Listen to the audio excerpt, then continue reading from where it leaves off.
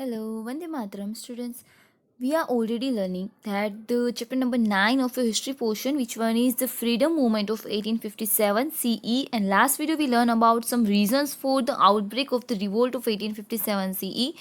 In this topic, we learn about too much reasons like social and religious reasons, economic reasons, political reasons, military reasons, and some immediate reasons. And now we are going to learn about Mangal Pandey. वो one is जो कि वो हमारे पहले शहीद थे. The planning of the revolt and Mangal Pandey, यानी कि जो प्लानिंग था स्वातंत्र्य संग्राम का, प्लानिंग और मंगल पांडे, इन दोनों के बीच की जो कहानी है ना, उसके बारे में लर्न करेंगे. तो इस टॉपिक में हम क्या लर्न करने वाले हैं, तो भी ये जो स्वातंत्र्य संग्राम के लिए बहुत बड़े बड़े लोग आगे आए थे और इसको ये सारी प्रोसेस को हैंडल कर रहे थे. लेकिन उसी बीच हमने लास्ट वीडियो में ऐसा देखा था कि मिलिट्री रीजन में कि जो काव एंड पिग का जो चर्बी होती है ना, वो जो उसकी फैट होती है, बॉडी फैट, उसमें से जो कारतूस बनाए होते हैं, उस कारतूस को हमारे सैनिकों को मुंह से अपनी तीत से उसको तोड़ के यूज़ करना होता था. इसीलिए हमारे सैनिकों ने उसका यूज़ करने के लिए मना कर दिया था, उसका इनकार कर दिया था. उसके रिलेटेड पूरी स्टोरी है कि आगे इसमें क्या होता है, तो देखेंगे यहाँ से. Planning of the revolt and Mangal Pandey. It was planned to begin the revolt across the nation against the East India Company on 31st May 1857.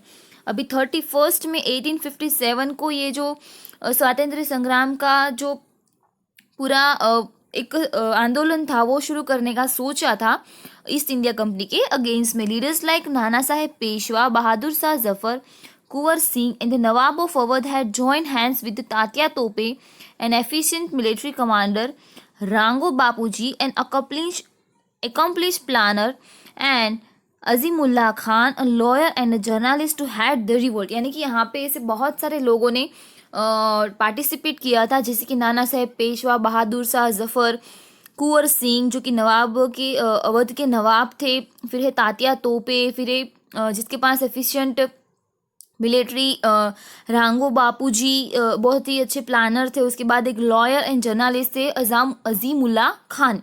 तो इन सब लोगों ने ये जो प्रोसेस थी उसमें पार्टिसिपेट किया. अभी यहाँ पे इनका सिंबल क्या था, lotus and roti were, the symbols to the joint revolt for civilian and the soldier respectively. अभी सोल्जर जो सामान्य नागरिक थे ना, उसके लिए कुछ यहाँ पे सिंबल था रोटी और लोटस, यानी कि कमल का जो फूल होता है ना वो. This symbols were circulated across the nation. बाज, Hindu and Muslim priests, Ulias and messengers played their part in spreading the word about the revolt. अब ये जो यहाँ पे जो हिंदू है, मुसलमान है, उनके जो पुजारी थे, कुछ मौलवी थे, कुछ ओलिया लोग जो होते हैं, जो कि यहाँ पे सारी जगह पे मैसेज प्रोवाइड करते थे. ये सिंबल को ऐसे मतलब लाइक क्या पब्लिसिटी हम बोलते हैं ना, एडवर्टाइजमेंट, जैसा कि भी हम हमारे देश के लिए ये सब कुछ करने वाले थे. तो ये सारी चीज़ों का वो प्रसार कर रहे थे पूरे देश में. भी यहाँ पे आपको एक मंगल पांडे की फोटो दिखाई देगी.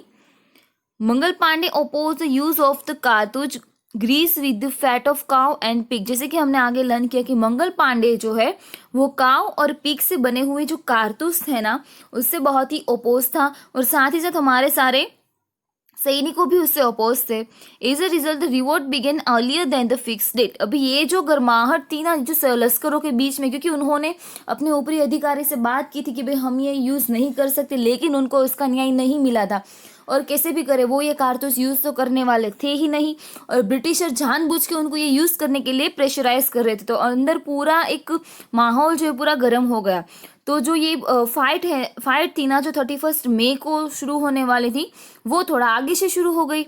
It dispute the planning and the objectives of the revolt could not be achieve. और इससे क्या हुआ कि ये जो स्वातंत्र्य संग्राम का जो हेतु था ना, वो अचीव नहीं हो पाया, और इसका जो प्लानिंग था ना वो पूरा बिगड़ गया. Mangal Pandey was born to a Brahmin couple in Nagwa village of Uttar Pradesh. He joined the British Army as a soldier at ₹7 as his salary. अभी मंगल पांडे जो है उनका जन्म कहाँ पे हुआ था, ब्राह्मीण समाज, ब्राह्मीण कास्ट में उनका जन्म हुआ था, नागवा विलेज उत्तर प्रदेश के. और उनकी सैलरी कितनी थी, एक महीने की ₹7. और इस सैलरी के हिसाब से उन्होंने जो लश्कर था उसमें ब्रिटिश आर्मी थे उनमें वो ज्वाइन हुए थे. The Indian soldier who had agree to revolt wanted wait till 31st May, whereas 26 years Mangal Pandey could not wait till then। अभी सारे जो हमारे नौजवान थे, सैनिक थे जो ब्रिटिश आर्मी में थे, वो लोग राह देखना चाहते थे, वेट करना चाहते थे 31 मई तक कि भाई उसी दिन हमारा स्वातंत्र संग्राम शुरू होने वाला है, तो हम इस बात का हल भी उसी दिन निकालेंगे। लेकिन जो 26 ईयर के एक नौजवान थे मंगल पांडे, वो तब तक राह नहीं देख सके। उन्होंने मतलब उनसे सहन ही नहीं हुआ कि भाई कोई और देश के आके हमारे ऊपर ऐसे जोर कैसे लगा सकते हैं। He refused to follow the order of using the Enfield rifle and challenged British officers.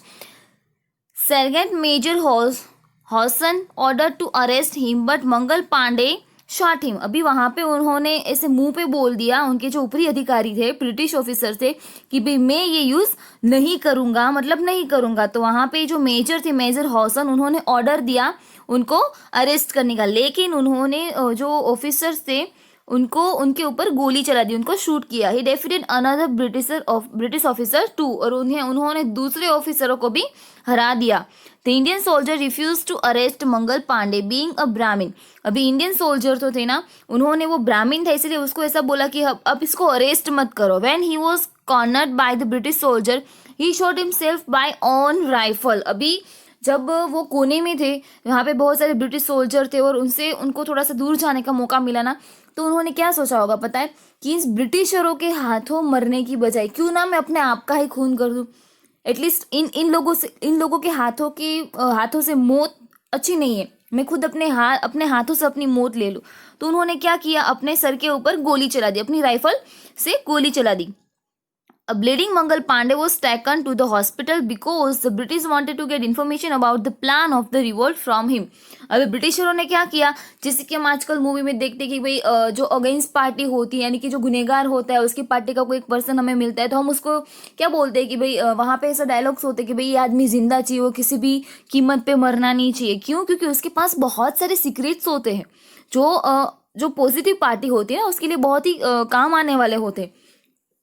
तो यहाँ पे क्या था कि मंगल पांडे के पास तो जो रिवोल्ट था ना, स्वातंत्र्य संग्राम का, जो फ्रीडम का, जो वो 1857 में 31 मई को शुरू होने वाला था, उसके पास बहुत सारी उसकी जानकारी थी। और ब्रिटिशरों को क्या चाहिए था, ये जानकारी उनको चाहिए थी, लेकिन मंगल पांडे कोई भी हालत में ये जानकारी उनको देना नहीं चाहता था। तो ब्रिटिशरों ने क्या ऐलान किया कि भाई ये किसी कीमत पे मरना नहीं चाहिए, उसको जिंदा रखना है। इसीलिए वो कहा, उनको बहुत ही ब्लीडिंग हो रहा था, गोली चलाई थी, तो उनको कहाँ पे, हॉस्पिटल पे लेके गए। The military court pretend to run a case against Mangal Pandey on 6 April 1857।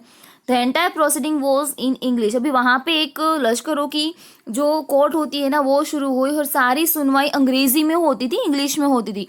He wanted to sentence to death at the end but did not divulge any information regarding the revolt to the British। अभी वहाँ पे उनको फांसी की सज़ा सुनाई दी और वो चाहते थे कि यहाँ पे मंगल पांडे के पास से हमें कुछ इन्फॉर्मेशन मिले, लेकिन मंगल पांडे एक से दो नहीं हुए, उन्होंने एक भी चीज़ ब्रिटिशरों को नहीं बताई, क्योंकि हमें पता है कि उनके ऊपर प्रेशर भी डाला गया होगा, उनके साथ बहुत बुरा भी हुआ होगा, उनको मारा होगा कि भाई ये हमें बता दे, लेकिन मंगल पांडे ने कुछ भी उनको नहीं बताया।